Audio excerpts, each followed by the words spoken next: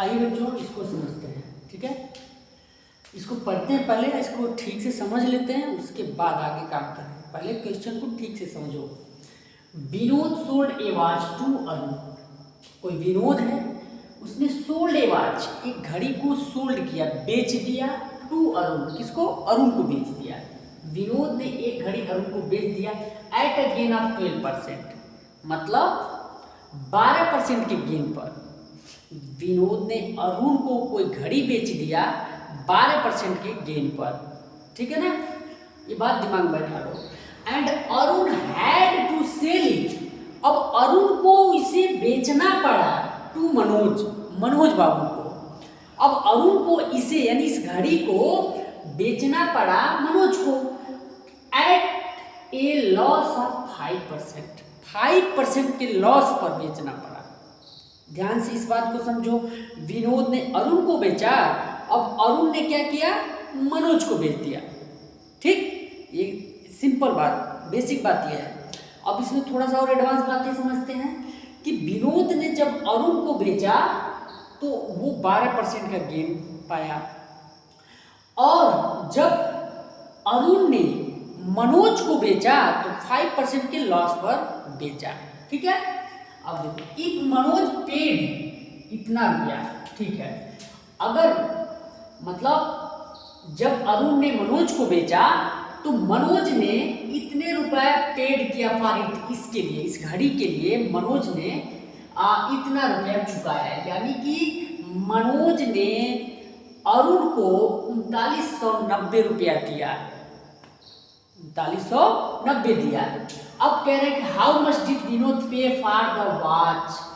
अब मनोज ने इस घड़ी के लिए कितना चुकाया था, अर्थात ये हुआ कि विनोद जो है, ये विनोद ने उस घड़ी के लिए कितना पैसा चुकाया था, यानी कि विनोद ने उस घड़ी को कितने रुपए में स्टार्टिंग में खरीद करके लाया था।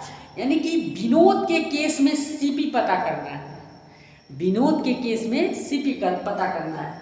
चलिए एक चीज समझते हैं फिर से, ये थोड़ा कंफ्यूजन होगा लेकिन सिंपल बात है। विनोद,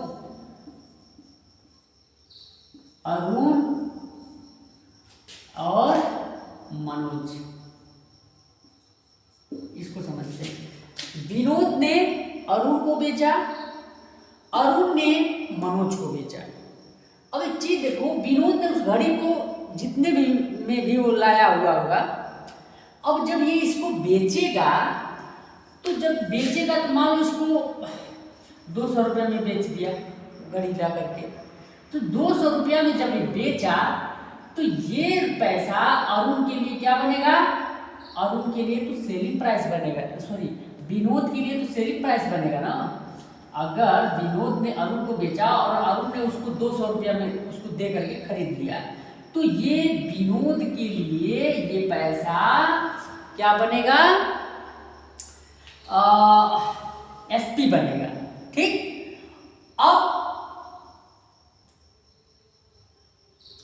अब क्या होगा?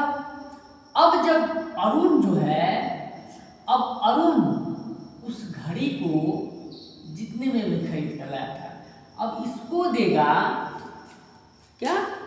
अब मान लो 200 रुपया देकर के खरीद लिया, अरुण ने विनोद को 200 रुपया दिया। अब ये पैसा इसके लिए तो क्या बनेगा? एसपी बनेगा। लेकिन ये जो 200 रुपया है अरुण के लिए क्या बनेगा? सीपी बनेगा। अरुण के लिए क्या बनेगा? सीपी बनेगा। यही चीज हमें समझना है, और ये समझ गए, मुझे लगता है कि अब समझ में आ गया होगा। विनोद ने 200 रुपया पाया जब उस घड़ी को, अरुण ने विनोद को 200 रुपया में दे दिया और घड़ी को ले लिया, तो विनोद के लिए ये पैसा बनेगा एसपी, और अरुण के लिए यही पैसा बनेगा सीपी। बनेगा कि नहीं बनेगा? ठीक। अब आगे हम देखते हैं, अब क्या दिया है क्वेश्चन में, क्या दिया है, क्या मटेरियल हमको मिल रहा है, उसी के हिसाब से तो हम आंसर निकालते हैं। यहाँ पर देखो दिया है, मनोज ने 3990 रुपया चुकाया खरीदने के लिए, यानी कि अरुण बाबू को मनोज ने 3900 रुपया दे करके खरीदा, ठीक है। तो इन केस अरुण जो दिया है उसी से हम काम करते हैं। अरुण के संदर्भ में कुछ दिया है, वहीं से हम आंसर निकालते हैं। तो अरुण के केस में क्या हो रहा है? अरुण के केस में एसपी क्या बनेगा? अरुण ने जब मनोज को बेचा तो अरुण को कितना पैसा मिला मनोज के द्वारा? इतना पैसा मिला। तो यानी कि अरुण के लिए ये पैसा सेलिंग प्राइस हो जाएगा। क्या बन जाएगा? सेलिंग प्राइस बन जाएगा। और इतना वो पाया तो इसमें उसको लॉस हुआ है, 5% का क्या हुआ है? 5% का लॉस हुआ है। मनोज को जब उसने बेचा, अरुण ने मनोज को जब बेचा तो 5% के लॉस पर बेचा। तो यानी कि हमारा लॉस हो रहा है 5%। ठीक, जब एसपी दिया हो, लॉस परसेंट में दिया हो, तो हमारा सीपी क्या बनता है? सीपी का फार्मूला क्या होता है? 100/100 माइनस लॉस मल्टीप्लाई एसपी। जब ऐसे करके हम निकालेंगे तो हमारा सीपी पता पुट करके जब निकालेंगे तो हमारा सीपी निकल जाएगा।